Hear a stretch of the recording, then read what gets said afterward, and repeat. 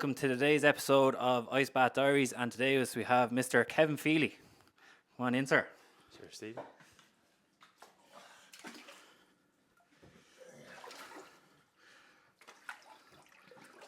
How's that feeling?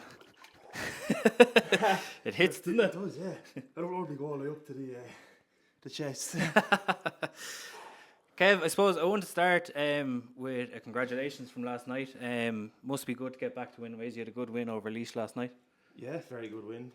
Didn't see us doing as well as not doing as well as we did. We thought Laois should be a bit more of a challenge. They started so well in the league this year, but I think that helped us mentally in how we prepared for it. We were really kind of up for the game.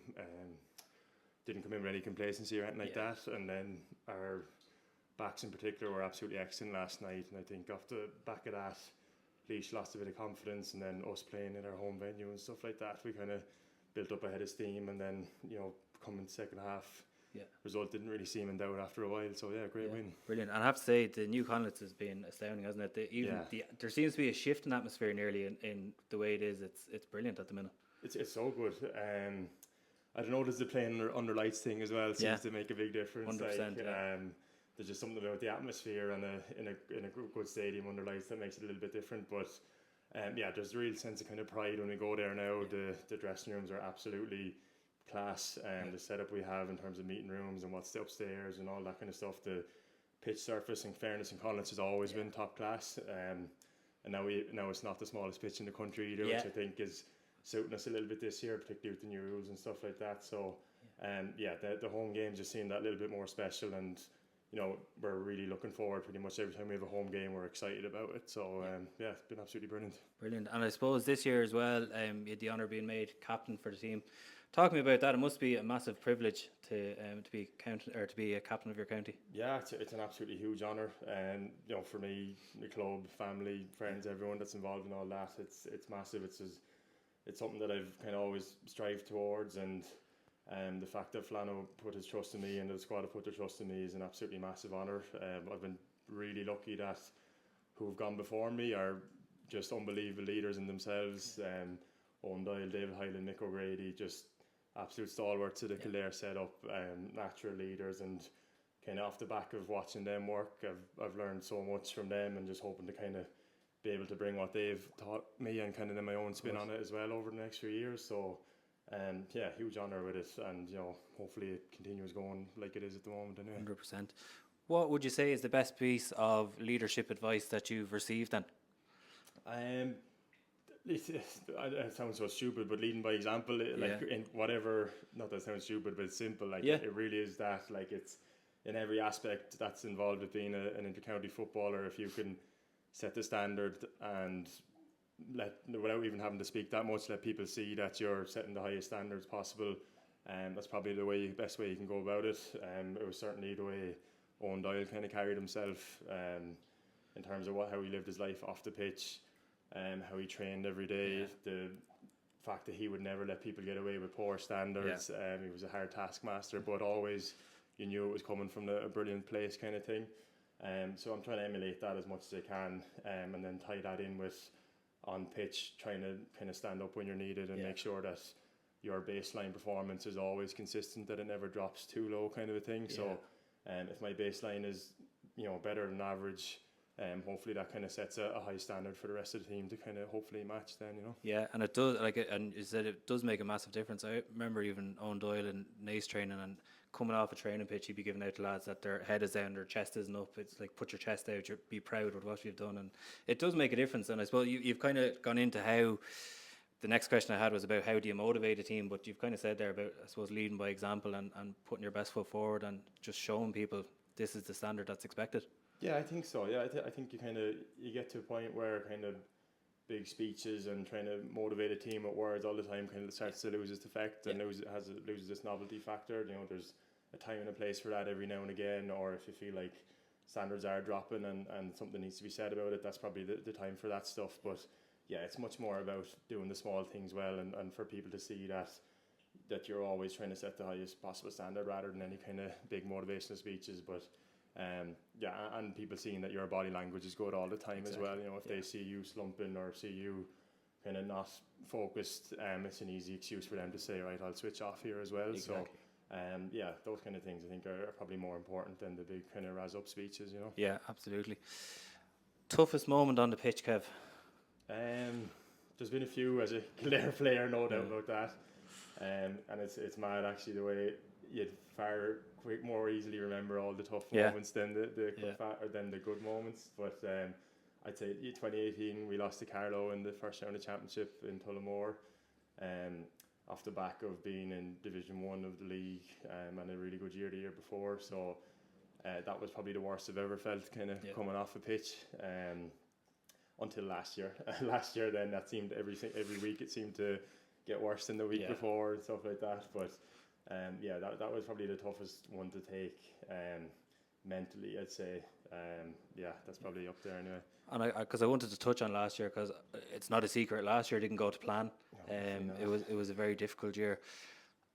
Talk me through the mindset of the year, because I suppose from an outside point of view, there was an awful lot of negative talk around, and having been in Hogfield a couple of times and watching you train, like the intensity was there, you could see, but there was comments of, there's lads, they've gone for a pint after, they don't really care, like lads who have never even played Fela or anything are saying these type of things.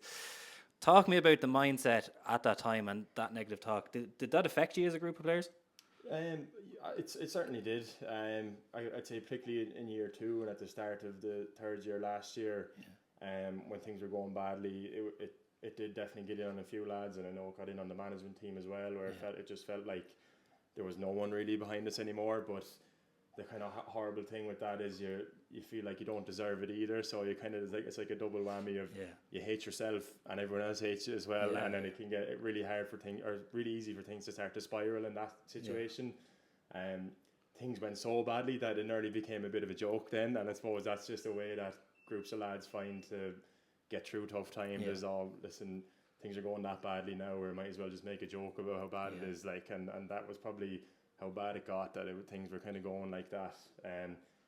That you touched on training, the only thing I could kind of give us credit for was that we never stopped trying. As bad as things got, we continued to train as hard as we possibly could. Every match we went into, we tried our heart out. It just was one of those things where whatever combination of players we had, and between players and management and whatever message were going, it just didn't work. It didn't click, and it was just the wrong time for that group of people to be trying to work together, and resulted in a lot more kind of bad moments than good moments. But I suppose every county has to go through them down phases as well. And we're just so lucky it was us. It's such a unique thing for an inter-county player to be going through that, because I suppose, and we'll touch on professional football later on, but it's one of the few roles, I suppose, in the country that you get that level of criticism, of scrutiny, without, I suppose, the professional backup that goes into professional soccer, and the kind of protection, because you don't have protection. I mean, you're back 9 o'clock Monday working. So it is such a unique situation to be going through that. It is, and it can be really easy to feel bitter about that, and to be saying, why am I putting myself through this? Of course. But then you go back to your why. It's, everyone has a why as to why they're doing this, and whether it's family, friends, for personal achievement, whatever it is, there's a reason why you're doing what you do. And when you go back to that, it's easy to remind yourself then as to why you're doing it, and the reason you put yourself through it. But it is completely unique. There's no other sport like it where you're most definitely an elite athlete. You're like you said, you're recognized on a national stage. You're open to criticism and praise on a national stage, but purely for the love of playing it, kind of a thing. Exactly. So it does make life hard then when things aren't going so well, and then you're going into work, and particularly in an environment like what we do, where you're constantly dealing one-to-one, and you have to be maintaining conversation all the time, and it's going to only be one conversation. Exactly. No, I'm very lucky actually in that the clinic where I am in Tala wouldn't be necessarily a hotspot for GAA, and it's kind of nice nearly to be out of Kildare in that sense for that stuff. So I'm lucky that a lot of the time people are a bit oblivious to it. So I like that side of things. But there's certainly days where you're dreading going into work and knowing that you're going to have to do a debrief with 10 or 11 people per day, kind of thing. I can only imagine. And I suppose tough times on the pitch. Obviously you've had some pretty serious injuries over the years as well. Talk to me a little bit, I suppose, about, because the whole point of this podcast or vlog or whatever we're calling it is about resilience. So obviously an ice bath is a difficult thing to do in mindset. But talk to me about your mindset during these injuries. Did you feel that, geez, this is the whole year gone now, what's the point? And how did you bounce back from that? And then on top of that as well, talking about being a therapist, do you feel extra pressure then, as I suppose that's your profession, is to help with injuries? Do you nearly feel like I shouldn't be getting injured, or I need to get myself back quicker than the timelines? Well, I suppose from the first perspective, in terms of how you kind of cope with the medium to long term injuries, resilience wise, it was definitely tough. The first kind of longish term injury I got, I really struggled with. But for the first week, and then after that, I kind of set my short-term goals. I said, right, I know from talking to the specialist, I need to be doing this by that time. I'm going to make sure that I'm ticking that box. I do everything I can to tick that box. And then once I've got to there, another short-term goal, and then another, and whatever long-term kind of aspirations you have in terms of return to play, you keep that to yourself and in the back of your mind. But what you're trying to do is just trying to tick every short-term goal you're setting for yourself, kind of thing. And I think it's really important to allow yourself that first few days or a week of kind of grief now, that's what I was going to say. Whatever I was going to use the word mourn, but exactly, and say, right, this is why did this happen to me? This is unfair. All that kind of stuff. Let it out. That's normal to experience that. But then I did find I was able to very quickly then kind of switch into a mode where I was really motivated to achieve each short-term goal I got, and I found that kind of stopped me from dwelling on the long-term nature of it. And then in the long-term, it kind of resulted in me getting back a little bit ahead of where I was expecting to initially, and I think that was kind of the key to it. In terms of the pressure from being an athletic therapist and having a bit of background in injuries and stuff like that, I didn't feel external pressure with that, but I definitely felt that I would get back quicker because of it, and I think that's not necessarily down to any kind of extra treatment I did or extra special rehab. It's more so that you know it's okay to be uncomfortable. It's okay to work through a little bit of discomfort now and again. Whereas without that knowledge, I think people struggle with that, don't they? They need reassurance constantly. Is it okay? Am I going to make things worse? That kind of thing. Whereas once I'd had the initial chat with the specialist, with the Kildare physio, and say, listen, this is what I'm thinking, do you think that sounds good? And they give you the go ahead, then it kind of clears your mind to just go hell for leather and know that you're going to be okay with this. So I found it a huge benefit to me to have that little bit of extra kind of knowledge around the area. But at the same time, you absolutely need someone to be checking in with and be accountable to every now and again. I tried numerous times years ago to rehab myself, and found I was always going back too early, always trying to push it too much. So it's so important to definitely have someone there that you can talk through it with, be accountable to, get your testing done with, all those kind of things. So as much as you'd like to be able to do it on your own, it's definitely better to have someone with you. Brilliant. I love that honesty, because I remember, particularly with the Achilles injury, the narrative going around the county at the time was like, geez, Kev's after getting back, he's 4.5 months, they said 6 to 9 months. It would have been very easy to use that from a professional point of view and in terms of advertising, and take credit but I love that you're giving the nod to the backroom team there that brought you through it as well. I literally followed to the letter of law what I was told to do during that rehab period. I didn't do anything extra off the cuff. It was just whatever they said was okay to do, I did it.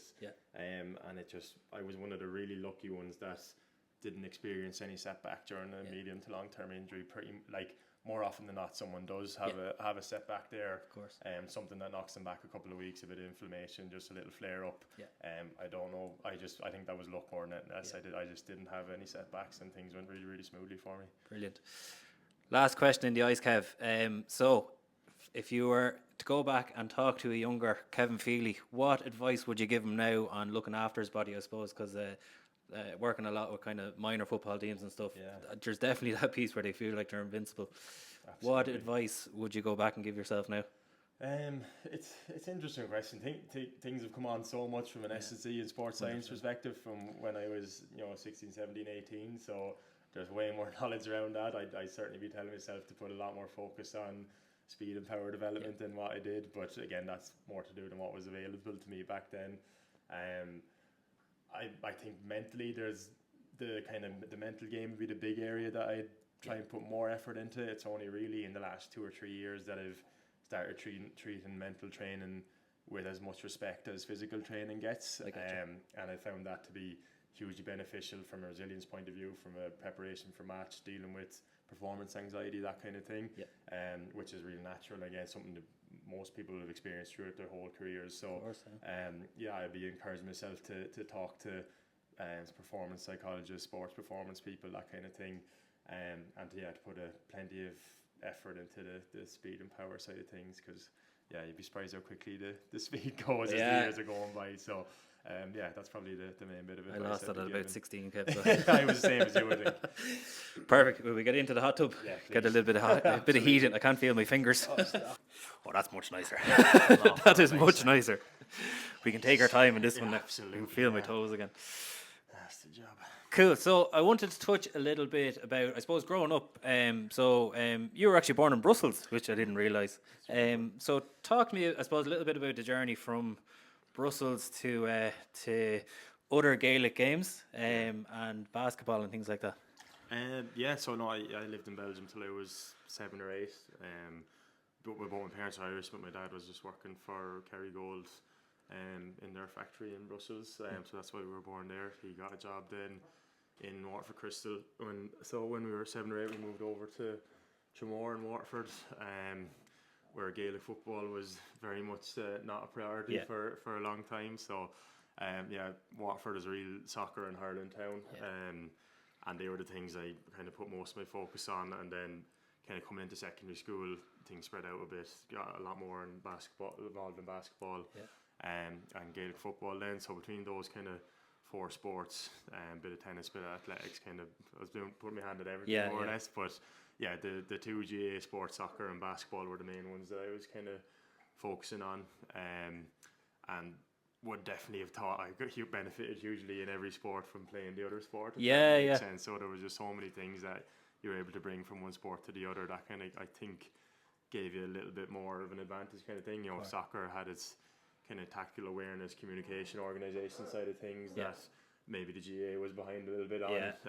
Basketball had the footwork, defensive skills, again, being able to move your feet appropriately to stay with a person, and then obviously the fitness element to basketball as well. It's a tough sport to play as well. So, and I suppose even the way that Dublin started to bring in kind of basketball tactics and that triangle piece that you see is so commonplace now. I remember they brought in Mark Ingle, and I know Kevin Walsh with Galway and Sligo did a huge amount of work in basketball halls, and Cian O'Neill was the same with us when we were with Kildare. The kind of principles of footwork for defending, I'd say a lot of the best defenders in GAA kind of their natural footwork it'd be mirrored in basketball as well, or else they've had some kind of coaching from that side of things that has helped them to be better at it. Very good. Were you one of them lads that were just good at everything when they were younger, or did you have to try very hard at the sport? No, the hand-eye coordination, that kind of stuff, 100%. That was kind of passed down to me, I'd say, genetically. Sports is in the family on both sides. My granddad played hurling for Dublin. He was Davis Cup tennis player, and then on my mother's side of the family, my uncle would have won a Hogan Cup with Jarlath's and Tuam, and then played under 21 for Galway and stuff that. So loads of sport and on both sides of the families, and kind of a good variety of sports as well. So which gives you the baseline then. Exactly. So that was there, and then it just helped that I absolutely loved it as well. I was never an indoor kind of a kid, and probably a blessing in disguise. My parents weren't big on game consoles or video games like that. So my younger brother Rory was the spoiled one, so he got all the Xbox and PlayStation stuff. I wasn't allowed to do any of that kind of stuff. So, but to be fair, I don't remember caring all that much anyway. It was kind of, for me, it was always about, as soon as I was home from school, I was outside either poking a ball against the wall or playing soccer or football or shooting a basketball. So it was just something that I loved more than anything in the world, was playing sport. So I suppose in that sense it came a bit more natural. I remember playing, was it the PlayStation 2 or something they had? Do you remember the Gaelic Games game? I do remember when that came out. And I remember we were playing that, and my friend's dad came in and go, "The world's gone mad. Will you get outside and play with a football?" He was dead right too. Cool. So I suppose I want to touch a little bit about on obviously after that you moved over to England for professional football. I suppose what's the most, because you get asked this all the time, I suppose, the difference between, and I suppose what it is, but what would you say is the most difficult aspect of being a professional footballer then? The initially the hardest thing by mile is getting into a first team. Yeah. So like it's I went over into kind of under 21 age academy, which was a little bit later than most, and made it probably it was easier. I know that for lads who go over 15 or 16, their chances of actually playing first team football in the UK are very, very slim. I was lucky I was a little bit older and had a slightly better chance, but even at that, the goal for competition is absolutely massive. I can imagine. And you're dealing with people or like players of the absolute highest athletic ability, so it can be really, really hard initially to make the breakthrough. Once you do make some sort of a breakthrough, whatever level that is, so I couldn't do that at championship level with Charlton, who I was with. That was a level too high for me, so I ended up going down to League 1 and League 2. League 2 with Newport County, that was probably my level. And then the hardest thing from that point on is probably similar to Gaelic football. It's just the pressure. It's just playing where it means so much to so many people if you don't play well, kind of a thing. If you're the reason for a team conceding a goal, or you have a poor game and the team loses, it's the I suppose the mental kind of toughness of trying to deal with that and not let it get in on you. That's probably the hardest thing with it.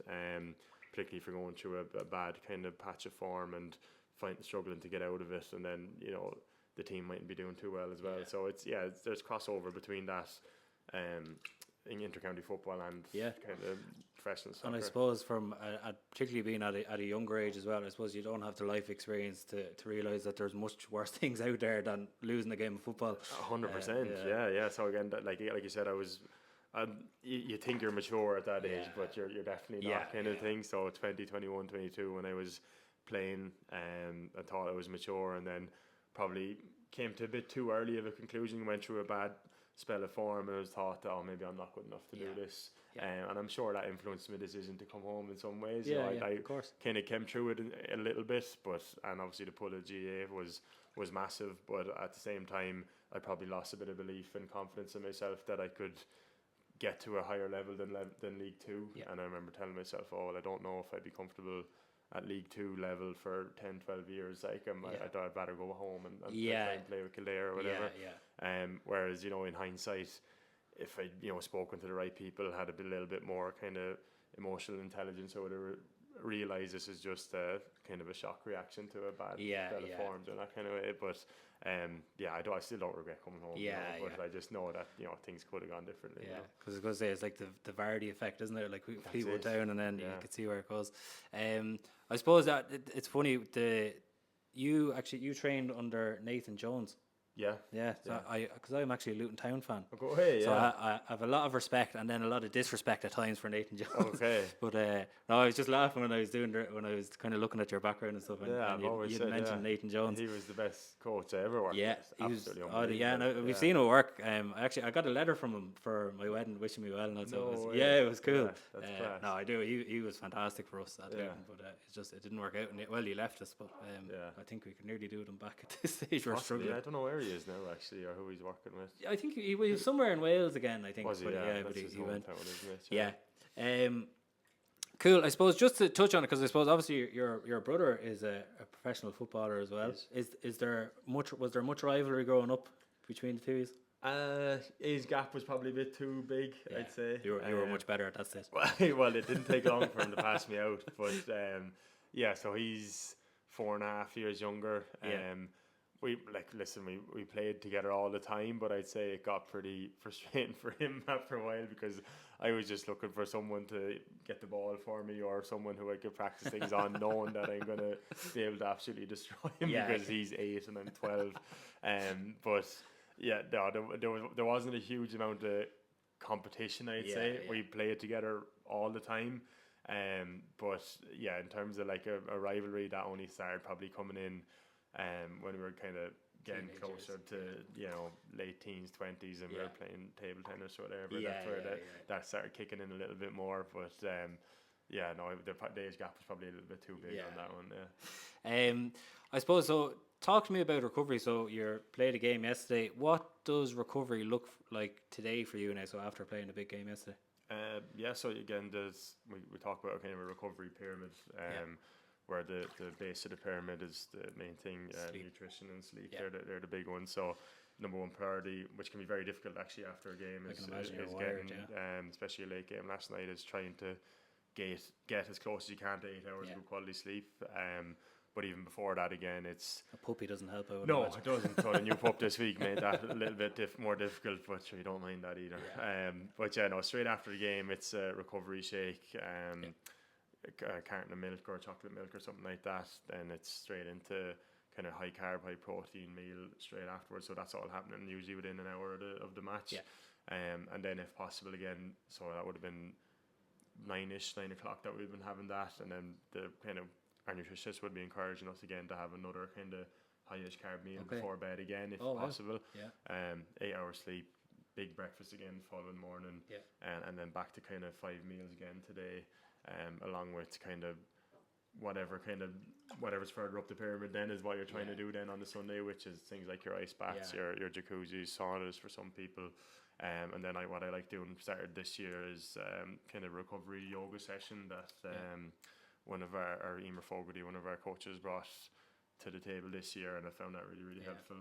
So it's kind of a nice way of getting the joints moving, getting through different range of motions, but at a low intensity. Of course, at the same time, there's an element of meditation to it, and the breathing element to it that gets you kind of back into that parasympathetic nervous system kind of thing. So they're the things I'd be targeting kind of in the 24 hours afterwards anyway. Brilliant. Yeah, and because I think that's so important, because there's definitely, I know we spoke off camera about the rise of the recovery rooms and stuff, but I think some of the younger guys particularly nearly see it as a magic bullet, where it's not. It's that last 1%, like the 99% of stuff you get from your sleep, your nutrition, and if you can get all that sort of stuff. So I think it's great to get that from somebody like you. You know, that you can say, actually, no, if you get that, this is kind of the cherry on top. Just to get the last little bits.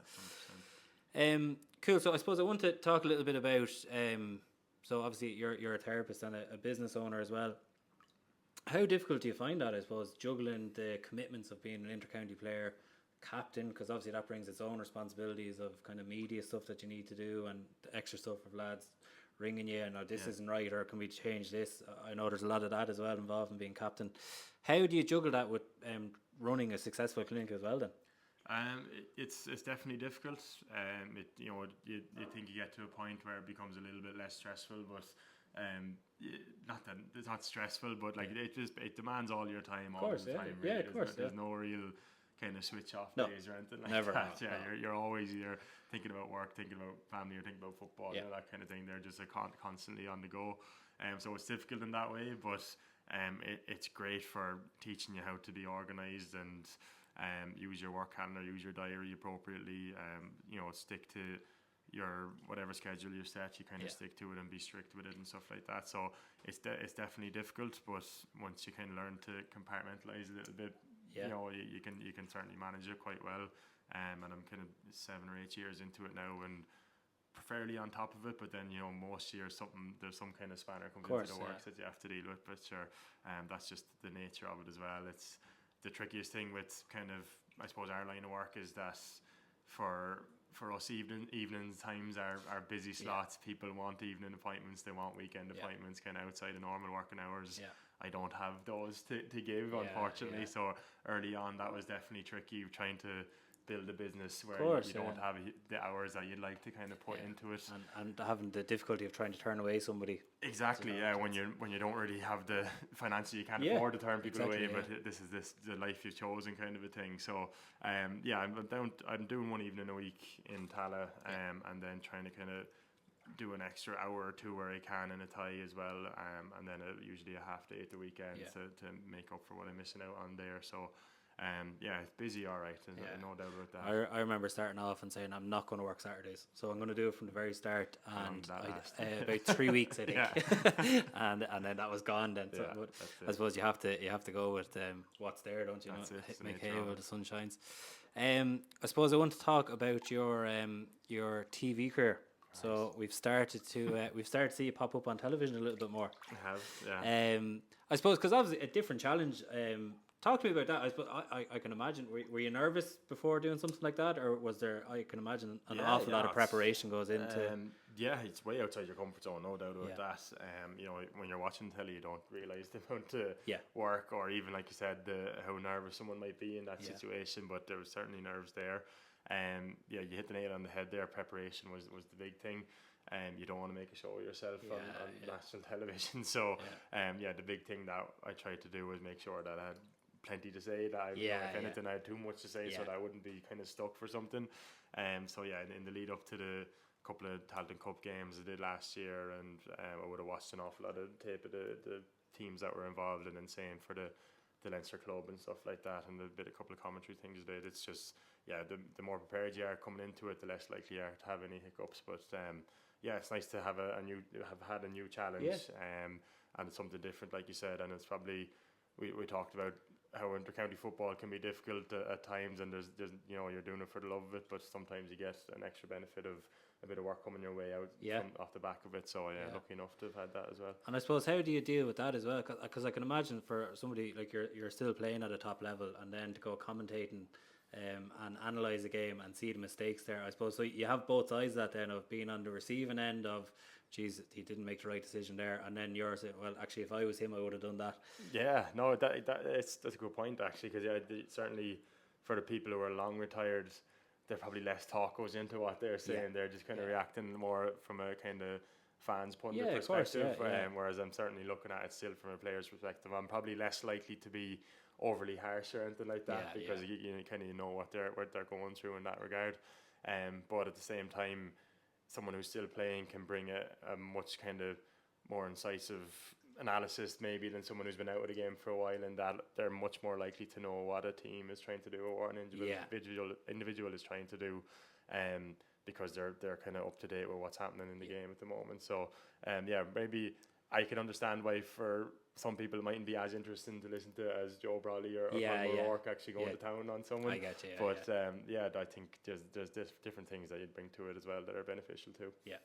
Just, I suppose we'll leave it on this, Kev, just in terms of, so obviously the new rule changes have been in a little while, so you've had time to play a couple of games. How are you finding them? Really good. Yeah. There's very little at the moment from the games we've played in that I can criticise about them. The games on telly don't seem to be quite as, I suppose, good to watch as what it feels like our games are to play in, or they're not getting up quite the same level of score. So Division 1 defensive systems, that maybe they're just a little bit more organised, a little bit better, and there's a little bit more risk averse kind of element to it, whereas maybe in Division 2 and 3 there's teams a bit more likely to throw caution to the wind. But certainly from what I've played in, there's no rule yet that I've seen that hasn't added to the game massively. I know that the keeper coming up is the only one that's probably meriting a good discussion as to whether it's worthwhile or not. But for the most part, super enjoyable to play in, and any game I've watched, I've really enjoyed it as well. Yeah, I suppose a lot of the commentary before about that 3-up rule was that how is that going to be policed at club level? From my point of view, from the games I've seen, it's nearly actually self-policed now at this stage. That's brilliant, isn't it? There's very little that. So I was worried about that at club level.